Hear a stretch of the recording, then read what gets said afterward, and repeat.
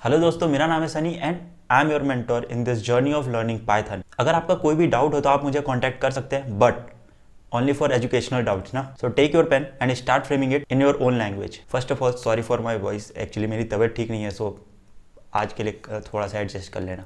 Now आप में से बहुत सारे लोगों को लग रहा होगा कि मैंने तो पाइथन सीरीज़ का बोला था, बट ये सब मैं क्यों बता रहा हूँ। सो जैसा कि मैंने मेंशन किया था कि ये एक कंप्लीट बिगिनर लेवल कोर्स होने वाला है। सो हो सकता है कि आप में से बहुत सारे लोग ऐसे भी हों जो प्रोग्रामिंग के बारे में फ़र्स्ट टाइम कोई वीडियो देख रहे हो। देन मैं उन सब के लिए भी ये चीज़ बनाना चाहता था, तो एक मैं कंप्लीट होल सीरीज़ बना रहा हूँ एक प्रोग्रामिंग लैंग्वेज का, जिसमें आपको हर एक चीज़ जो है एक सिंगल सीरीज़ के अंदर पे मिल पाए। एंड इस कंप्लीट सीरीज़ में कोई भी किसी भी रीज़न की वजह से लैग करे कहीं पे भी, मैं ये चीज़ नहीं चाहता। नाउ पिछले वीडियो में हमने डिस्कस किया प्रोग्रामिंग के बारे में और साथ ही साथ मशीन लेवल लैंग्वेज क्या होती है उसके बारे में। अगर आपने अभी तक वो वीडियो नहीं देखा है तो प्लीज़ जाके उसे वॉच कीजिए एंड देन आगे हम बढ़ते हैं। अब आते हैं हम आज के टॉपिक पे, दैट इज़ प्रोग्रामिंग लैंग्वेजेस। अब मैं ये नहीं बताने वाला कि कौन सी प्रोग्रामिंग लैंग्वेज कब रिलीज़ हुई थी एंड ऑल, बट सिंपल सी चीज़ है। प्रोग्रामिंग एवोल्यूशन में कंप्लीटली 3 फेजेस में इसे बांटा गया। फर्स्ट है मशीन लेवल लैंग्वेज, जिसे हम लोग लो लेवल लैंग्वेज बोलते थे।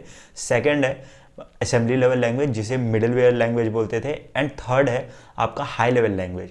नाउ जो अभी देखा जाए तो machine level language and assembly level language जो है वो, उन दोनों को ही हम अब जो है वो लो लेवल लैंग्वेज बोलते हैं। सो इस लिस्ट में पहला है मशीन लेवल लैंग्वेज। जैसा कि मैंने लास्ट लेक्चर में बताया था कि जो मशीन्स होती हैं वो 0 और 1 की लैंग्वेज ही सिर्फ समझती हैं, that is binary number systems. अब जितने भी इंस्ट्रक्शंस होते हैं उस समय पे वो हम 0 और 1 के स्ट्रिंग के फॉर्म पे ही देते थे, जिसके वजह से इतने बड़े बड़े इंस्ट्रक्शंस को याद करना पॉसिबल ही नहीं होता था। क्यों, आपको नहीं लगता? देन मैं अपना आईडी एंड पासवर्ड नेटफ्लिक्स का शेयर कर रहा हूँ आपके साथ and you can use it. अब जैसा कि आप देख पा रहे होंगे कि ये इतना भी आसान होता ही नहीं था। अब इसी वजह से इसे इम्प्रोवाइज करने का सोचा गया। देन फिर एक कॉन्सेप्ट आया कन्वर्टर्स का। इसे आप ऐसा समझिए कि पूरे वर्ल्ड में 195 कंट्रीज़ है एंड उसमें रह रहे लोगों की लैंग्वेजेस जो है वो भी डिफरेंट होती हैं। अब नाउ अब ग्लोबलाइजेशन के वजह से हमें ये बहुत ज़्यादा ज़रूरी हो जाता है कि हम एक दूसरे से इंटरेक्ट करें और एक दूसरे से जितना ज़्यादा हो सके कम्युनिकेशन करें एंड वहाँ पे जाके हम जर्नी करें। अब एक इंसान के लिए ये प्रैक्टिकल ही नहीं है कि वो पूरी की पूरी लैंग्वेज सीख सके, बट ये चीज़ प्रैक्टिकल होती है कि हम उस जगह पे जब भी जाएं तो एक ट्रांसलेटर या फिर कोई एक ऐसा इंसान हायर करे जो कि हमारी लैंग्वेज भी समझता हो और उसकी लैंग्वेज भी समझता हो। तो वो जो मीडिएटर होता है वो क्या करता है कि हमारी लैंग्वेज लेता है एंड उसे अपने आप कन्वर्ट करता है वहाँ की लोकल लैंग्वेज पे एंड देन उनको समझाता है, ताकि हम दोनों के बीच में जो है वो एक कंप्लीट तरीके से बॉन्ड बन सके। और ये तो बहुत ज़्यादा ज़रूरी होता ही है। अब स्पेन में जाके नैन मटक्का करना किसको नहीं पसंद आता है। सो जो ट्रांसलेटर है वो हमारा ये काम बहुत ज़्यादा आसान कर देता है। और उसी तरीके से कंप्यूटर से ईजिली इंटरेक्ट करने के लिए ट्रांसलेटर्स डेवलप किए गए एंड उस ट्रांसलेटर को असेंबलर कहा गया। नाउ जिस लैंग्वेज में हम लोग उस पर कोड कर देते हैं उसे असेंबली लेवल लैंग्वेज कहा गया। और इस लिस्ट में जो सेकंड नंबर पे आता है वो है असेंबली लेवल लैंग्वेज। इसमें क्या होता था कि सारे इंस्ट्रक्शंस जो होते थे वो नेमोनिक्स के फॉर्म पे दिए जाते हैं, जिन्हें याद रखना बहुत ज़्यादा आसान हो जाता था प्रोग्रामर्स के लिए और ईजी हो जाता था इंटरेक्ट करना। इसके कुछ एग्जाम्पल्स है मूव, ऐड, INC, और ये सारी चीज़ें मिलके बहुत ज़्यादा आसान कर दिए प्रोग्राम करना। बट अभी भी इसे सभी यूज़ नहीं कर पाते थे, क्योंकि इसे यूज़ करने के लिए आपके पास मेमोरी की बहुत अच्छी इंफॉर्मेशन होनी चाहिए थी एंड सेकंड चीज़ कि आपको रजिस्टर्स की नॉलेज चाहिए थी। देन अगेन हम आगे बढ़े इसी लैंग्वेज के फेज़ में, that is high level language, जिसे सीखना बहुत ज़्यादा आसान है होता है। एंड सेकेंडली ये इस वजह से डेवलप किया गया ताकि कॉलेज फ्रेशर भी इसे एज अ लैंग्वेज सीख सके और इसके ऊपर डेवलपमेंट कर सके। अब सेम वही हुआ, क्योंकि हाई लेवल लैंग्वेज जो है वो एक इंग्लिश लैंग्वेज के जैसा है। अब क्योंकि इंग्लिश लैंग्वेज जो है वो हमारी लैंग्वेज है, हम समझ सकते हैं अच्छे से, ना कि मशीन्स। अब मशीन्स को इंस्ट्रक्शन देने के लिए उन्हीं की लैंग्वेज चाहिए थी, तो यहाँ पे एग्जीक्यूट करने के लिए और इसे मशीन लेवल लैंग्वेज में कन्वर्ट करने के लिए 2 तरीके निकाले गए। पहला था कंपाइलर एंड इंटरप्रेटर, जो कि बाद में आया।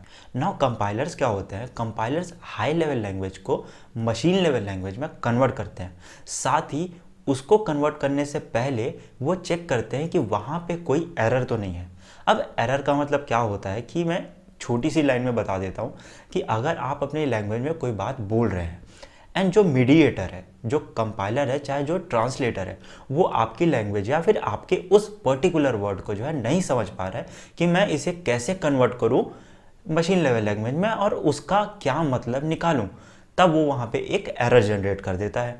एंड देन जब आप उस एरर को फिक्स कर देते हैं तब वो मशीन लेवल लैंग्वेज में कन्वर्ट कर देता है और उसे हम लोग ऑब्जेक्ट फाइल्स बोलते हैं, या फिर उसे हम ऐसा बोल सकते हैं कि वो उस ऑब्जेक्ट फाइल के अंदर पे जो है वो बाइनरी नंबर सिस्टम, मतलब 0 और 1 के कॉम्बिनेशंस में जितने भी इंस्ट्रक्शंस होंगे वो कन्वर्टेड हमको मिल जाएंगे। नाउ बाद में इंटरप्रेटर्स आए। इंटरप्रेटर में जो आपकी फाइल होगी, चाहे जिसमें आपने स्क्रिप्ट पूरी अपनी लिख रखी होगी, पूरी कोड कर रखी होगी, उस फाइल को लेता है एंड लाइन बाय लाइन उसे एग्जीक्यूट करते जाता है। देन आपको लग रहा होगा कि कंपाइलर्स क्यों यूज़ होते हैं। जब इंटरप्रेटर आ गए हैं और वो इतने ज़्यादा एफिशिएंट हैं कि वो किसी भी फाइल को लेते हैं एंड देन उसे एग्जीक्यूट कर देते हैं डायरेक्टली। देन मैं आपको इतना बता देता हूँ कि आज हमारे पास जो है वो इतना प्रिविलेज है कि हमारे पास बहुत सारा स्पेस है, बहुत सारी मेमोरी है कि अब तो लोग जो है वो 150 GB 200 GB की स्टडी मटेरियल्स भी रख लेते हैं। खैर उस समय पे ऐसा नहीं होता था, उस समय पे 2 KB की भी रैम बहुत ज़्यादा मानी जाती थी। अब उस कंडीशन में अगर हम इंटरप्रेटर्स का यूज़ करते, देन इंटरप्रेटर खुद रैम पे लोड होता है, दैट इज़ खुद मेमोरी पे लोड होता है, साथ ही में आपकी स्क्रिप्ट की फाइल भी लोड होती है। देन वो उतना तो झेल ही नहीं पाता। इस वजह से इंटरप्रेटर्स जो है वो समय के साथ बाद में आए जब मेमोरी हमको ज़्यादा मिलना स्टार्ट हो गई। अगर आप इस चीज़ का नोट्स बना रहे हैं देन आपके लिए एक क्वेश्चन है कि इंटरप्रेटर एंड कंपाइलर के बीच का जो डिफरेंस होता है वो आप गूगल करके लिख लीजिएगा। अब ये बात हुई इवोल्यूशन की, बट जब हम बात करते हैं तेजी की या फिर कौन सा सिस्टम बहुत ज़्यादा अच्छा परफॉर्म करेगा, तो उसमें जब आते हैं तो सबसे नीचे जो आता है वो इंटरप्रेटर होता है। आप इसको ऐसा समझ लीजिए कि आप मार्केट गए, सब्जी खरीद के लेके आए, सब्जी बनाए, आप फिर से मार्केट गए, चावल खरीद के लेके आए, चावल बनाए, आप फिर से मार्केट गए, आटा खरीद के लेके आए एंड देन उसकी रोटियां बनाए एंड तब जाके आपका पूरा का पूरा जो है खाना तैयार हुआ। सेकेंडली आपके पास कंपाइलर्स आए जिसमें आपने क्या किया कि पूरा लिस्ट बनाया एक साथ पे और सारे सामान को जो है मार्केट से लेके आ गए एंड देन फिर अपना खाना बनाया, तो आपका जो टाइम है वो बचा एंड साथ ही आपका जो परफॉर्मेंस है वो भी बढ़ गया। मजाक के बाद साइड में, मगर जब बात असेंबली लेवल लैंग्वेज की आती है देन वहाँ पे इंस्ट्रक्शन नेमोनिक के फॉर्म पे दिए जाते थे, जिसे हम ऑप कोड्स भी बोलते थे, मतलब ऑपरेशनल कोड्स भी बोलते हैं।